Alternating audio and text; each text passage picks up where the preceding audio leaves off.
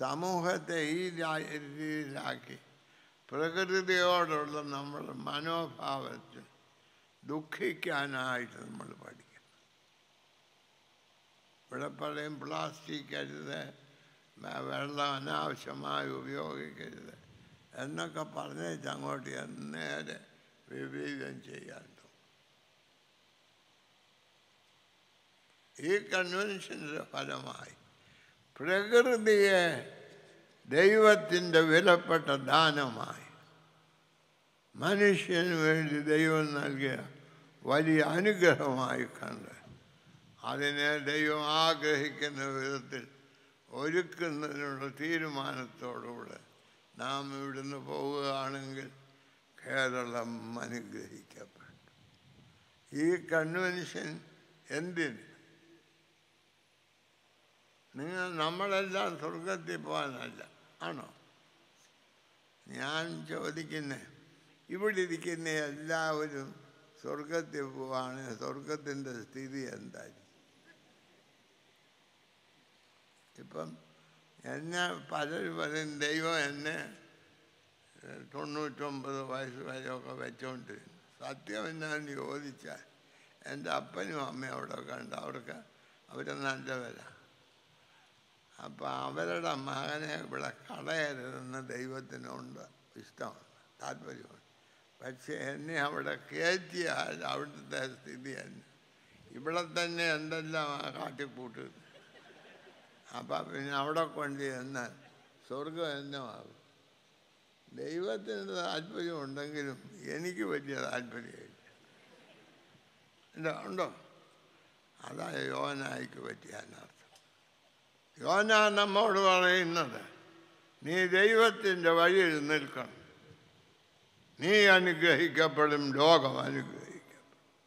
ഇന്ന് ലോകത്തിലുള്ള എല്ലാ കുറ്റങ്ങൾക്കും ക്രിസോസ്റ്റം മെത്രാനാണ്. ഇപ്പോൾ ഓരോരുത്തർ വന്ന് പറയും തിരുമേനി വലിയ ആളാണ്, അങ്ങനെ ചുമ്മാ അവർക്കും അറിയാം ഞാൻ വിശ്വസിക്കുന്നില്ലെന്ന്, അവർ വിശ്വസിക്കുന്നില്ലെന്ന് എനിക്കും അറിയാം. അപ്പം അങ്ങനെയല്ല. ഈ കൺവെൻഷൻ കഴിയുമ്പോൾ പുതിയൊരാകാശവും പുതിയൊരു ഭൂമിയും ഉണ്ടാകും.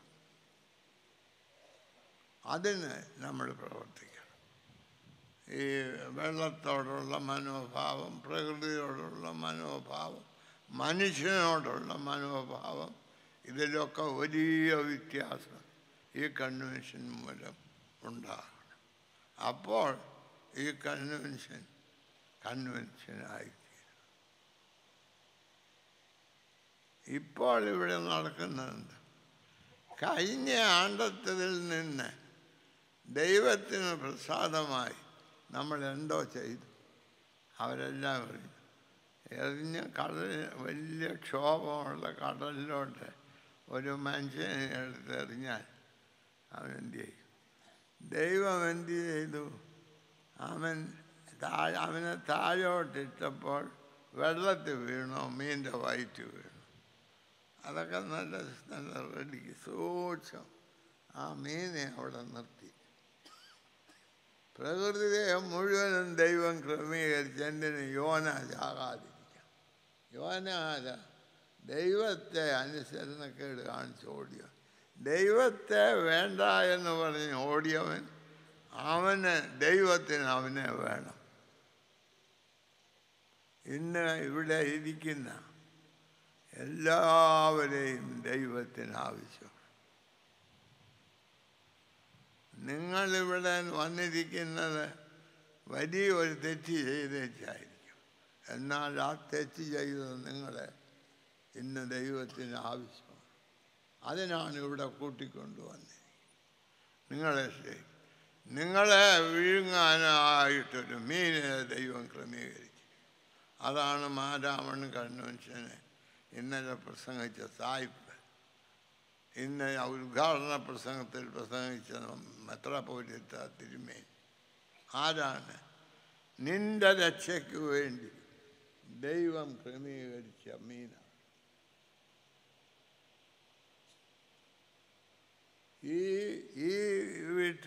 ഈ മീറ്റിങ്ങിൽ വന്ന എല്ലാവരും നിങ്ങളെ മീൻ വിഴുങ്ങട്ടെ എന്ന് ഞാൻ പ്രാർത്ഥിക്കുന്നു. അത് കഴിഞ്ഞു. മീനിൻ്റെ വയറ്റിൽ ക്രിസ്മസിനോ നൊയമ്പുവിടേക്ക് ഒന്നും പള്ളിയിൽ പോയിട്ടില്ലാത്ത യോന മുട്ടുകുത്തി പ്രാർത്ഥിക്കുന്നു. നമുക്കിന്നങ്ങനെ ചെയ്യാം. ഇന്ന് വൈകിട്ട് വീട്ടിൽ ചെന്ന് നിങ്ങളുടെ കുടുംബമായിട്ട് കർത്താവേ, പാപവും ദോഷവും നിറഞ്ഞ് ജീവൻ അസാധ്യമാക്കിയ ഈ ലോകത്ത് നീ സുരക്ഷിതമായ ഒരു ജീവിതം എനിക്ക് തന്നിരിക്കുന്നതിന് സ്തോത്രം എന്നിന്ന് രാത്രിയിൽ നമ്മൾ പ്രാർത്ഥിക്കാം. ക്രിസോസ്റ്റം മെത്രാച്ചൻ്റെ പ്രസംഗം കേട്ട് മാനസാന്തരപ്പെടാം എന്നാരും വിചാരിക്കേണ്ട. എന്നാൽ നിങ്ങളുടെ തീരുമാനമനുസരിച്ച് അനുഗ്രഹിക്കപ്പെടാം എന്ന് നിങ്ങളുടെ ഉറപ്പോടെ പോകണം. അതുകൊണ്ട് ഇന്ന് നിങ്ങൾ എൻ്റെ പ്രസംഗം കേൾക്കാൻ വന്നവരുണ്ടെങ്കിൽ നിരാശയോടെ വീട്ടിലേക്ക് പോകാം. ഇന്ന് ദൈവത്തിൻ്റെ ശബ്ദം കേൾക്കണമെന്ന് വിചാരിച്ച് ഇവിടെ വന്നവരുണ്ടെങ്കിൽ പ്രത്യാശയുടെ നിറവിൽ നിങ്ങളുടെ വീട്ടിലൊരു പുതിയ അധ്യായം തുടങ്ങും.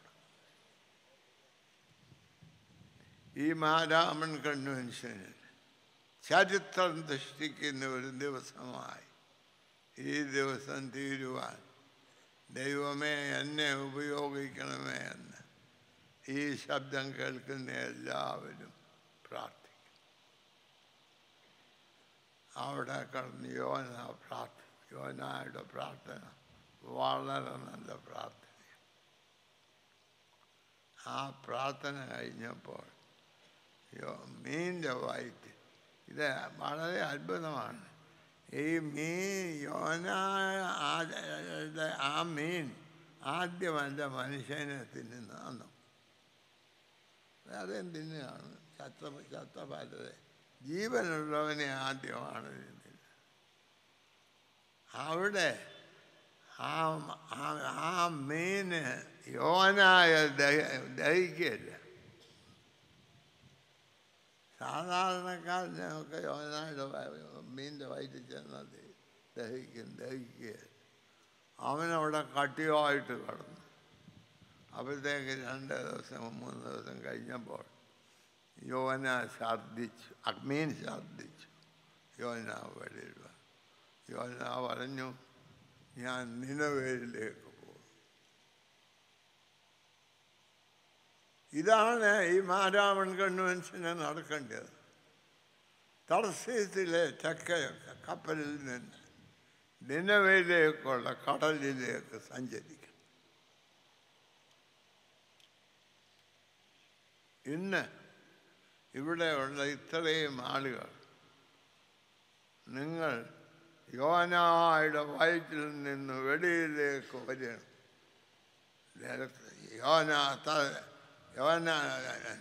നിനവയിലേക്ക് ഒരു യാത്ര. ഈ ചൊവ്വാഴ്ചത്തെ മീറ്റിംഗ് കഴിയുമ്പോൾ ഇടംകൈ വലംകൈ തിരിച്ചറിയാത്തതായ ആ ജനങ്ങളുടെ അടുക്കിലേക്കുള്ള ഒരു യാത്രയുടെ ആരംഭം. ഇന്ന് ഇവിടെ പത്രത്തിലെഴുതും ക്രിസോസ്റ്റം തിരുമേനി ഇന്ന് പ്രസംഗിച്ചു, എല്ലാം ചത്ത് പുഴുവാകുമെന്ന് പ്രസംഗിച്ചു. അതൊക്കെ തെറ്റാ. അങ്ങനൊന്നും എഴുതി പിടിപ്പിക്കരുത്. ഇന്ന് എന്താണ് നടക്കുന്നത്? നിനവയിലെ ജനങ്ങളെ പറ്റി മാരാമൺ കൺവെൻഷനിലെ ജനങ്ങൾക്ക് ദൈവം നൽകിയ പുതിയ ദർശനം. അതുകൊണ്ട് നിനവയിൽ നിന്ന് രക്ഷപ്പെടാനായിട്ട് തർസീസിലേക്ക് പോയ യോന മീനിൻ്റെ വയറ്റിൽ കടന്ന്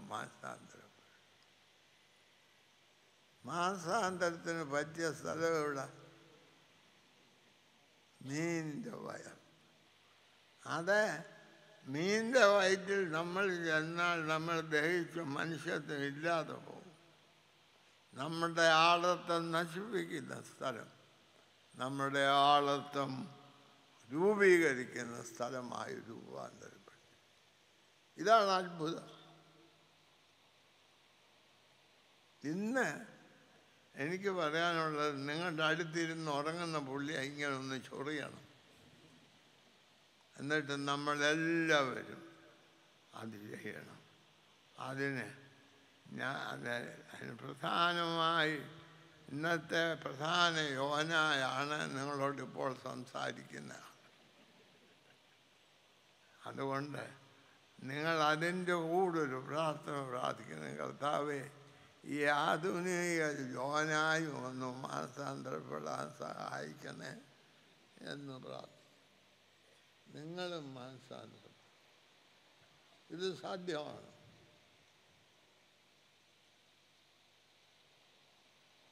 അങ്ങനെ ഒരു ദിവസമായി ഇത് തീർന്നാൽ ചരിത്രം ദൈവത്തിൻ്റെ കയ്യിലാണ്.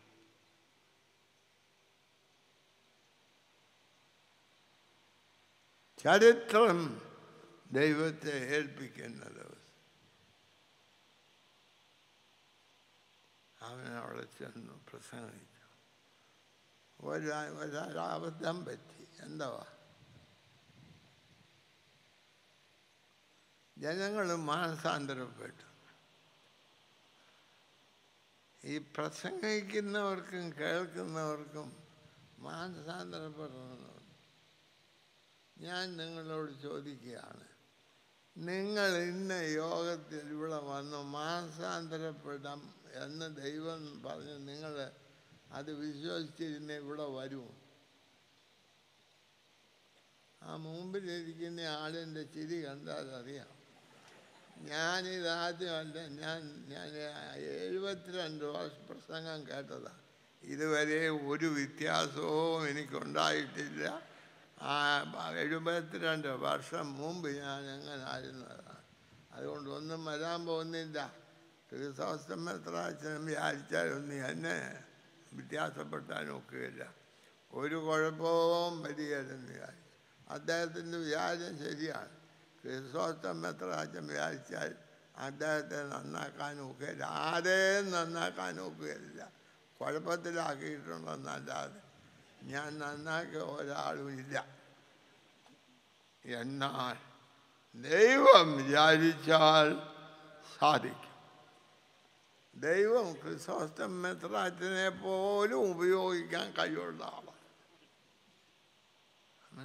ഞാൻ BA പാസ്സായി കഴിഞ്ഞ് വടക്കേ കർണാടകത്തെ ഒരു സുവിശേഷകനായിപ്പോയി.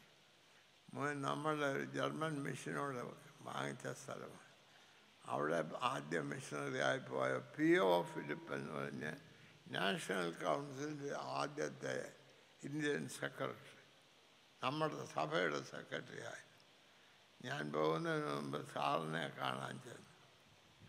ഞാൻ പറഞ്ഞു, സാറൊക്കെ പോയ മിഷൻ ഫീൽഡിൽ ഞാൻ പോവുക. അപ്പോൾ സാറിനെയൊക്കെ കണ്ട് ഒരാശീർവാദം വാങ്ങിക്കാൻ വന്നു. ഞാനതൊക്കെ അറിഞ്ഞതാ. നീ പോകുന്നത് എനിക്ക് വലിയ സന്തോഷമാണെന്നൊക്കെ പറഞ്ഞു. ഞാൻ പറഞ്ഞു, സാറൊരു ഗുണദോഷം പറയണം. അപ്പോൾ അദ്ദേഹം എനിക്കൊരു ഗുണദോഷം തന്നു. ഗുണം ദോഷമാക്കുന്ന പണി എൻ്റെ ഇല്ലടാ. ഗുണദോഷം എന്ന് പറഞ്ഞാൽ ഗുണം ദോഷമാക്കുക എന്നാണ്. അതുകൊണ്ട് എനിക്ക് ഗുണദോഷമായി. ഞാൻ പറഞ്ഞു, അത് വേണ്ട, എന്തേലും ഞാൻ പോവുകയില്ല, അത് നിൻ്റെ അപ്പനോട് പറയാൻ പറഞ്ഞു. ഞാൻ പറഞ്ഞു, എൻ്റെ അപ്പൻ അവിടെ പോയതല്ല. ആട്ടെ. ഞാൻ പറഞ്ഞു, സാറേ, ഞാനിവിടെ വരെ വന്നു, അവിടെ പോയി സാറിനോട് പറഞ്ഞു, നീ നശിച്ചു പോട്ടെന്നെങ്കിലും ഒന്ന് പറ, സാറെന്തേലും ഒന്ന്. ഉടനെ അദ്ദേഹം പറഞ്ഞു, നീ അവിടെ ചെന്നാരെയും മാനസാന്തരപ്പെട്ട്. ഞാൻ വിചാരിച്ചു ഇയാളെ സഭാ സെക്രട്ടറി ആക്കിയതാണ്.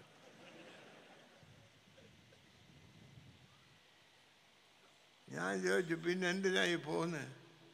അതേ, നീ ആളുകളെ മാനസാന്തരപ്പെട്ടാണ്, ദൈവം പിന്നെന്തോ ചെയ്യും? അത് ദൈവത്തിൻ്റെ ജോലി, അത് നീ കവർന്നെടുക്കരുത്. ഞാനതുപോലെ പാലിച്ചാ പോകുന്നത്. ഞാൻ പോകുന്ന പിന്നെ അവിടെ ഒരു കണ്ണുവട്ടുണ്ടായി. അല്ലാതെ നിങ്ങളെപ്പോലെ വന്ന് പ്രസംഗം കേട്ടേച്ച് മണലും തുടച്ചങ്ങ് പോയില്ല. ആ സഭാ സെക്രട്ടറി പറഞ്ഞത് അതുപോലെ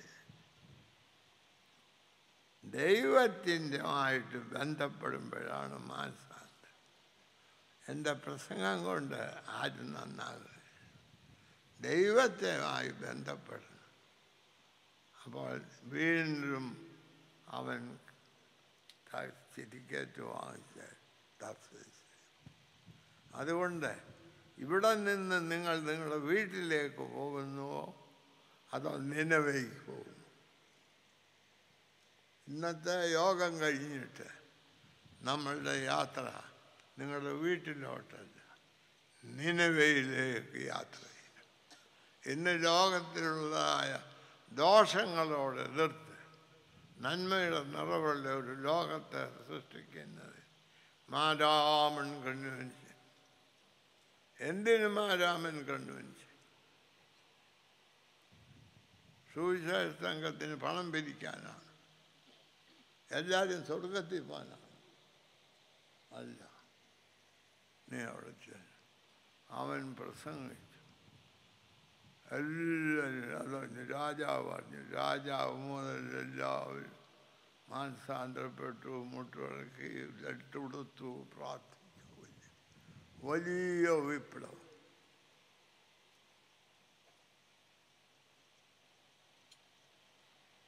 അപ്പോൾ ദൈവം മനസ്സറിഞ്ഞു. അപ്പോൾ യോന പറഞ്ഞു, ഇതാ ഞാൻ പറഞ്ഞത്. അതായത് ഇവരും മാനസാന്തരപ്പെടും, നീ മനസ്സറിയും. ഞാൻ മണ്ടനാണ്.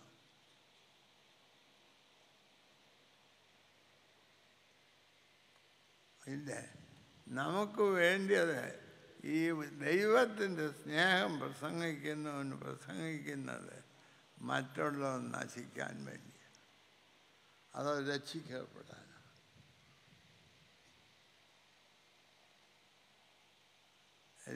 ദൈവം രക്ഷിച്ചത് വ്യക്തിയെയോ ലോകത്തെയോ? കർത്താവ് ക്രൂശിൽ കിടന്ന് ഒന്നാമത് പറഞ്ഞ വാചകമുണ്ടോ? ഇവർ ചെയ്യുന്നത് ഇന്നതെന്നറിയായതുകൊണ്ട് ഇവരോട് ക്ഷമിക്കണം. തെറ്റിദ്ധാരണ മൂലമാണ് നമ്മൾ ധരിച്ചിട്ടുണ്ട്.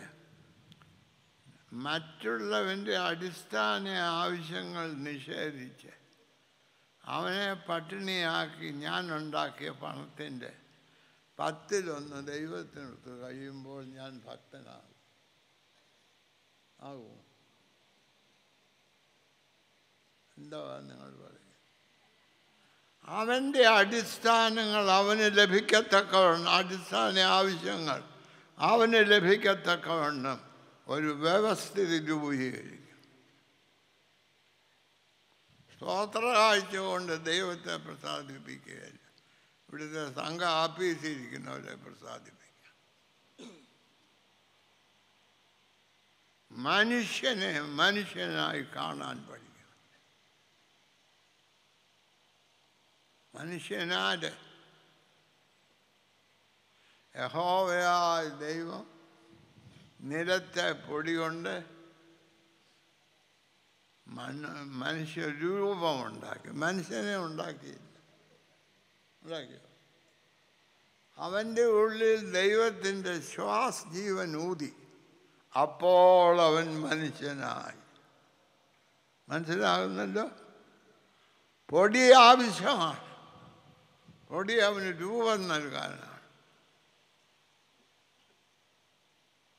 നിങ്ങൾ ഈ കടയിൽ നിന്നൊക്കെ ഒത്തിരി എണ്ണയും പൊടിയും കുഴലും ഒക്കെ വാങ്ങിച്ച് മുഖത്തെടുത്ത്, അതല്ല, എന്തിനാ? രൂപമുണ്ടാക്കാൻ. എന്നാൽ ദൈവത്തിൻ്റെ മാരാമൻ കൺവെൻഷന് നിങ്ങൾ വന്നതിൻ്റെ ഫലമായി ദൈവത്തിൻ്റെ രൂപം നിങ്ങളിൽ കാണും. ഇന്ന് വീട്ടിൽ ചെന്ന് ഭക്ഷണം കഴിഞ്ഞേച്ച് മതി, മുഖമൊക്കെ കഴിയിട്ട് ആ കണ്ണാടിയിൽ നോക്കി അല്ല, ദൈവം ഇതുപോലാണ് അവരിയ്ക്കുന്നത് എന്ന് പറയണം. അങ്ങനെ പറയാൻ സാധിക്കും. അപ്പോൾ യോന മാറി അവിടെ ഇരുന്നു. എന്തിനാ?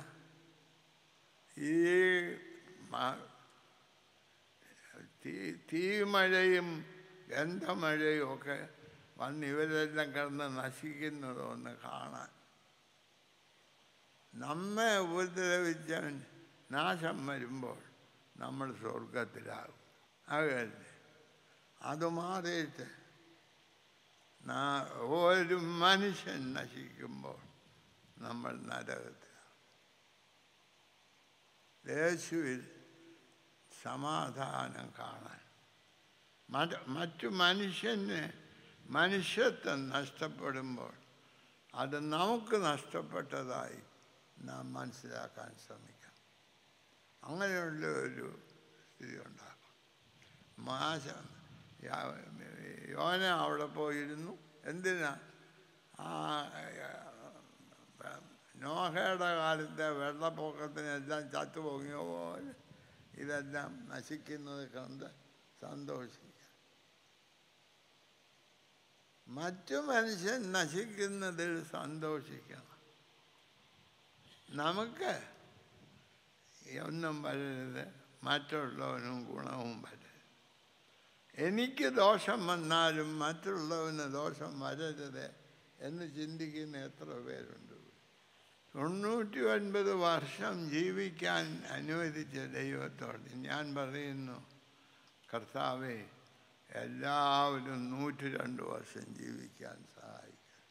ഇല്ല എന്ന് വെച്ചാൽ ഇന്നിപ്പോൾ ഈ വന്നിരിക്കുന്ന കൂട്ടത്തിൽ 99 വയസ്സുള്ള വേറെ ആരുമില്ല. അതാ എൻ്റെ സന്തോഷം. എന്ന് വെച്ചാൽ ചുരുക്കി പറഞ്ഞാൽ എൻ്റെ അത്രയും പാപം ചെയ്തൊരു ലോകത്തിൽ വേറെ ഇല്ല എന്നുള്ളതാണ് സത്യം. അതിനെന്നെ അഭിനന്ദിക്കാൻ മെത്രാപ്പൊലീത്ത ക്രമീകരണം ചെയ്തു. അദ്ദേഹം എല്ലാ സത്യം. അതല്ല ഈ കൺവെൻഷൻ. കൈയൊന്നും ഞാൻ പൊക്കിക്കുന്നില്ല, എനിക്ക് പോകാനോട് ഇഷ്ടം. നിങ്ങളുടെ മനസ്സിൽ ഒരു തീരുമാനം ചെയ്യണം. മറ്റുള്ളവൻ നശിക്കാനല്ല, എല്ലാവരും രക്ഷിക്കപ്പെടും. യോന വെളിയിൽ പോയി മറ്റുള്ളവൻ ചത്തൊഴുകുന്നത് കാണാൻ. 99 വെള്ളത്തിൽ ആളുകൾ തടിയൊക്കെ. ഞാൻ ഇവിടെ പാലക്കുന്നത്തെ ഇവിടെ വന്നെന്ന് കണ്ടു. ഒരു വീട്ടിലൊരു മനുഷ്യൻ ഇരിപ്പുണ്ട്. ആ നടുക്കൂടെ ഒഴുകിപ്പോ അയാളുടെ കൈ കാണിക്കുന്നുണ്ട്, എന്നെ വിളിക്കണം. അങ്ങോട്ട് ആർക്ക് പോകാൻ ധൈര്യം? ആർക്കും. അവനെ രക്ഷിച്ചാൽ കൊള്ളാമെന്ന് അനേകർക്ക് വിചാരമാണ്. അവിടെ ചെന്നെത്താനോ? എന്നാൽ അവിടെയാണ് യേശു ക്രിസ്തു പ്രവേശിച്ചു. മനുഷ്യൻ്റെ ഭീതിയായ ക്രൂശ് മനുഷ്യൻ്റെ അനുഗ്രഹമായി രൂപാന്തരപ്പെട്ടു. ഇന്ന് രാവിലെ ഒരച്ഛൻ എൻ്റെ വീട്ടിൽ വന്ന് പറഞ്ഞു, തിരുമേനിയുടെ ഒരു പഴയ കുരിശ് എനിക്ക് തരണം. പുത്തൻ വിഷമമായിരിക്കും വഹിക്കാനെന്നുള്ളത് കൊണ്ടാണ് പുള്ളി എന്നോട് പഴയതൊന്ന് തരണമെന്ന് പറഞ്ഞു. നമുക്കിത് മനുഷ്യൻ്റെ അധപ്പതനമായി വിചാരിച്ചിരുന്ന കുരിശനെ മനുഷ്യൻ്റെ അനുഗ്രഹമായി രൂപാന്തരപ്പെട്ടു. അതാണ് നിനവയുടെ മാനസാന്തരപ്പെടുന്നത്. എനിക്ക് നിങ്ങളോട് പറഞ്ഞ് അവസാനിപ്പിക്കാനുള്ള കാര്യമില്ല. ഇന്നിവിടെ വന്നിരിക്കുന്ന നിങ്ങളെല്ലാവരും ഹൃദയത്തിൽ പറയാം, കർത്താവേ, യേശു ക്രിസ്തുവിൽ കൂടെ നീ ഞങ്ങൾക്ക് നൽകിയ രക്ഷയുടെ അവകാശിയായി എന്നെ രൂപാന്തരപ്പെടുത്തണമെന്ന് കാത്തുകൊള്ളണമെന്ന്. അപ്പോൾ ഇവൻ ഇതൊക്കെ പ്രസംഗിച്ചപ്പോൾ ദൈവം അവിടെ ഒരു ആവണക്കിനെ ഉയർത്തി അവനോടിരുന്ന് കാണാൻ. പിറ്റേ ദിവസം ആവണക്ക് ഒരു പുഴു കെട്ടി. ദൈവത്തിൻ്റെ പ്രവർത്തനമൊക്കെ അങ്ങനെ. നന്മയും തിന്മയും ഉണ്ട്. തിന്മയോടെ നീ എങ്ങനെ പ്രതികരിക്കുന്നു എന്നുള്ളതാണ് നിന്റെ നന്മയാണോ എന്നറിയാം. ഇവിടെ വീടില്ലാതെ വിഷമിക്കുന്ന ആളിന് വീടുണ്ടാക്കാൻ പണം കൊടുക്കാതെ അവനെ അനുഗ്രഹിക്കണമെന്ന് നല്ലതായിട്ട് പ്രാർത്ഥിക്കും. വല്ല കാര്യമുണ്ടോ ആ പ്രാർത്ഥന? ഉണ്ടോ? നമുക്ക് എല്ലാവർക്കും പ്രാർത്ഥിക്കാം, എല്ലാവർക്കും വീടുണ്ടാകാൻ പ്രാർത്ഥിക്കാം, 7 ദിവസവും പ്രാർത്ഥിക്കാം. ഒരു പൈസ തങ്ങി കിട്ടുന്നതിന് കൊടുക്കുകയില്ല.